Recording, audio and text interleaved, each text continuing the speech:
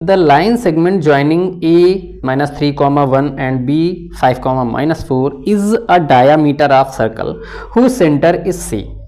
देखो कह रहा है कि भाई ए और बी पॉइंट जो हैं वो किसी सर्कल के डायामीटर के एंड पॉइंट हैं, ठीक है, और उस सर्कल का जो सेंटर है वो क्या है, सी है। आगे कह रहा है find the coordinates of the point C. Clear?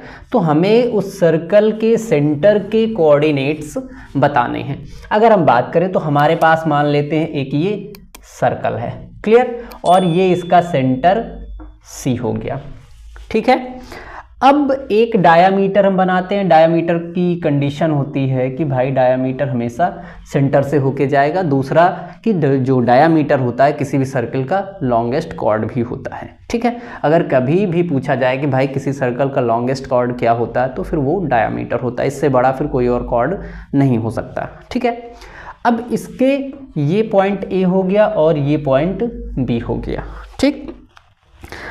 अब ए की कोऑर्डिनेट्स की बात करें तो -3,1 है, इसके कोऑर्डिनेट्स -3,1 है, एंड जो बी है उसके कोऑर्डिनेट है 5,-4, 5,-4, ठीक है। जो सेंटर है हमें उसके कोऑर्डिनेट्स बताने हैं, तो सेंटर के कोऑर्डिनेट्स को हम लोग क्या करते हैं, x, y लेट कर लेते हैं, ठीक है।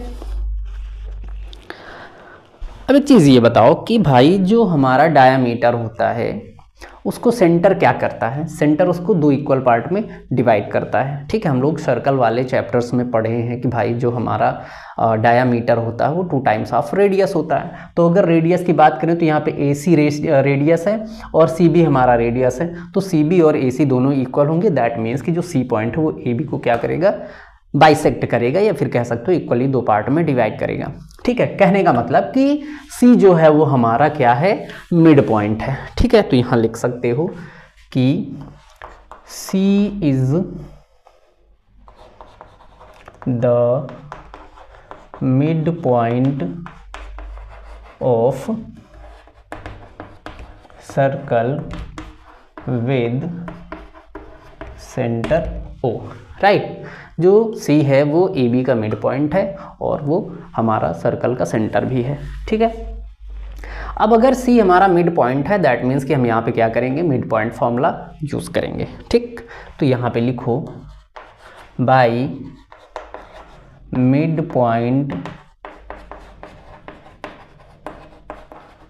फॉर्मूला।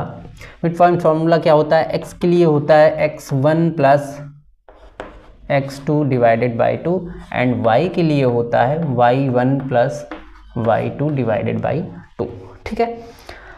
अब एक चीज़ देखो कि अगर हम लोग बात करें यहाँ पे तो ये हमारा हो जाएगा x1 y1 और ये हो जाएगा x2 y2, क्लियर। तो यहाँ पे हम लोग x फाइंड करेंगे। x के लिए x1 + x2 दैट मीन्स कि -3 + 5, ये हो जाएगा -3 + 5 डिवाइडेड बाई 2।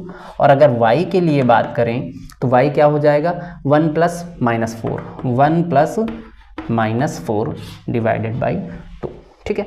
अब -3 + 5, तो यहाँ पे देखो प्लस माइनस हमेशा माइनस होता है, लेकिन साइन कौन सा रहेगा, जो ग्रेटर वैल्यू रहेगा। दैट मीन्स यहाँ पे साइन हमेशा प्लस का रहेगा, ठीक है। तो जब माइनस करेंगे तो यहाँ पे बचेगा 2 डिवाइडेड बाई 2, कैंसिल कर देंगे, x = आ जाएगा 1, ठीक है।